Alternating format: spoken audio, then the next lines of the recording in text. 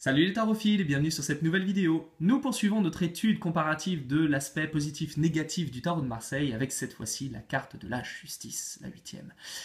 Alors, quelle est la thématique que nous pourrions trouver dans cette carte? Que voyons-nous? Nous avons une femme qui est assise, qui a une balance et qui a une épée. Vraisemblablement, c'est quelqu'un qui semble mesurer, peser, puis trancher, décider, couper.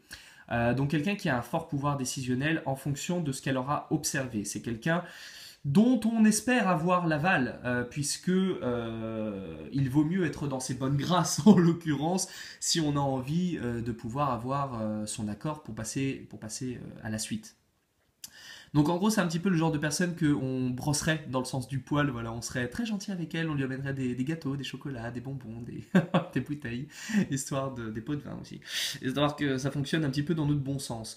Mais du coup quand on est dans la justice, on a une forme de pouvoir, d'autorité sur les autres, on a une forme de... on sait on a une arme entre les mains. Notre décision va changer radicalement la situation. Soit nous disons oui et nous faisons un heureux, soit nous disons non et nous faisons un malheureux. Donc nous avons un énorme pouvoir. Et à ce moment-là, pourra se produire la chose suivante. En positif, nous allons prendre nos responsabilités. Nous allons prendre nos responsabilités, nous allons être droits, nous allons être réglo, nous allons essayer d'être le plus objectif possible, nous allons essayer d'être vraiment pertinent dans notre observation, de ne rien rater parce que ça compte véritablement, le résultat va compter, le résultat sera extrêmement important. Donc nous avons une grosse responsabilité sur le dos et on ne peut pas raconter n'importe quoi, on ne peut pas faire n'importe quoi. Et de notre décision découlera voilà, un changement radical. Imaginez-vous, en tant que membre du jury dans un tribunal qui légifère sur un individu condamné pour meurtre. Si vous avez par exemple déjà vu le film 12 hommes en colère, si vous ne l'avez jamais vu, je vous invite à le voir, qui est absolument une perle, une merveille. L'idée c'est ça. Vous allez dire oui ou vous allez dire non, vous n'avez pas du tout la certitude que la personne qui est en face de vous est véritablement coupable, c'est vous qui allez dire si elle est coupable ou innocente, et de ce simple petit mot de 3 lettres va absolument tout changer. Donc là, du coup, dans son aspect positif, on va être droit, on va être sérieux, on va vraiment faire attention. On va être extrêmement attentif, on va essayer de faire en sorte que rien ne nous échappe. Alors en négatif, on va s'enorgueillir de ça.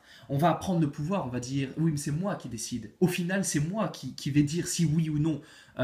Donc, il me plaira de choisir. Et là, on va tomber dans un véritable abus de pouvoir, comme on en voit énormément aujourd'hui. Moi, j'ai rencontré énormément de gens comme ça, particulièrement dans les écoles de théâtre ou les écoles de chant, les écoles de comédie musicale, où on voit beaucoup des gens qui sont ce côté-là. Voilà, ça rentre infatué mais persuadé d'avoir la vérité sur tout et n'importe quoi.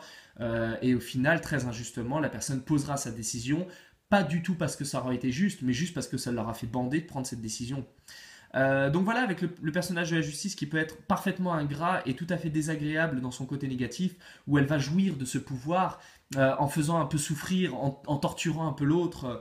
Elle aura pris sa décision, mais elle va faire repasser 2 fois, 3 fois, 6 fois le témoin pour le réentendre, alors qu'elle sait déjà sa décision. Mais juste histoire de le torturer un petit peu, en lui disant « N'oublie pas que c'est moi qui prends la décision, donc je te dis de faire ça, tu vas le faire, parce que c'est quand même moi qui ai le pouvoir. » Donc voilà, on a une espèce de côté un peu marâtre, un peu psychorigide, un peu désagréable et complètement névrosé, on est d'accord qu'il n'est pas très agréable de côtoyer au quotidien.